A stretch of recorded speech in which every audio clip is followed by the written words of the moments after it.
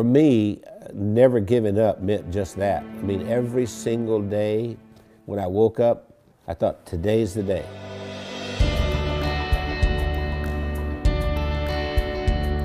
I was the second son in a sharecropper's family, and a sharecropper means that you don't own anything. I mean, you work for someone else who's the landowner. We had practically nothing. Everything was hand-me-downs from someone else. I didn't have shoes, and to this day my toes are all grown under because I didn't have shoes. I remember I had this encounter with my mother, and I said, you know, tell me you love me, and she didn't do it. And so I went down and I sat on this creek bank, and I thought, you know what? I don't care if anybody loves me, I love me. I made a list of goals that I wanted to accomplish, and they were laughable because I didn't even have 2 nickels to rub together, but my first goal was I was going to be a millionaire by the time I was 35. Number 2, I was going to have food to eat because we were always hungry. I mean, my little brother and I used to make mud pies to stop the hunger pains, and I was going to travel all over the world. Those were my goals.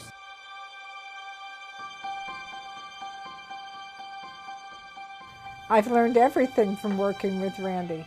I didn't know anything about business. I started out, before I met Randy, I was a teacher, a mathematics teacher. Well, I think we have a very good balance. Randy's really good in sales and telling the story and explaining why people need to have whatever it is that he's selling. And then he comes to me and says, Wendy, can we make it do this? And I have to get it done. We started working together, and we were together all the time doing things, and then we just, you know, couldn't be without each other.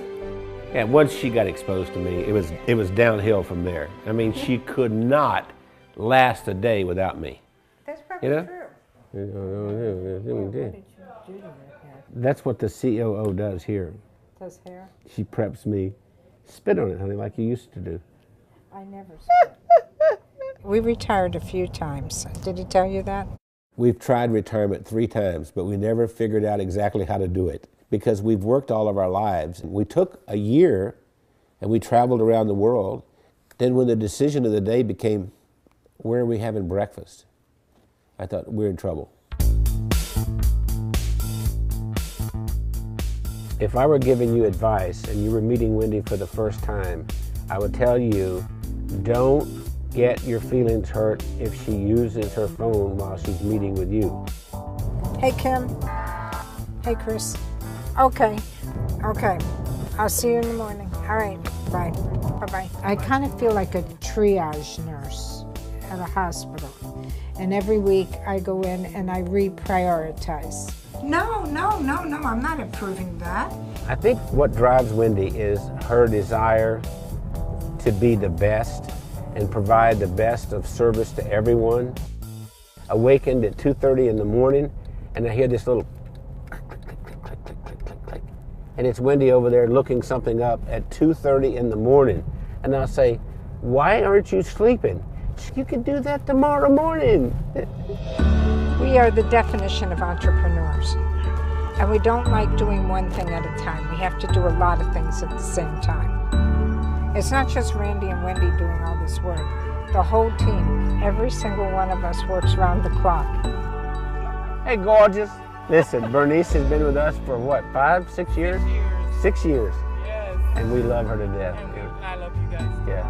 Randy leads with his heart. And he's the most incredible person I've ever met. He's gone through so much in his life. And I believe that Randy's, I'm going to make me cry here. Randy has made the difference in my life.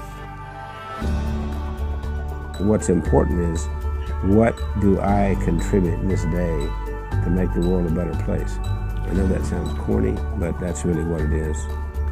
My daddy used to say, we leave here with empty pockets. The other thing my dad said is that when you leave, you'll be accountable for 2 things. 1, how did you treat Mother Earth? And 2, how did you treat the people on Earth? I feel that I have found joy and that I've given joy, and I think there's a lot more joy that we can give.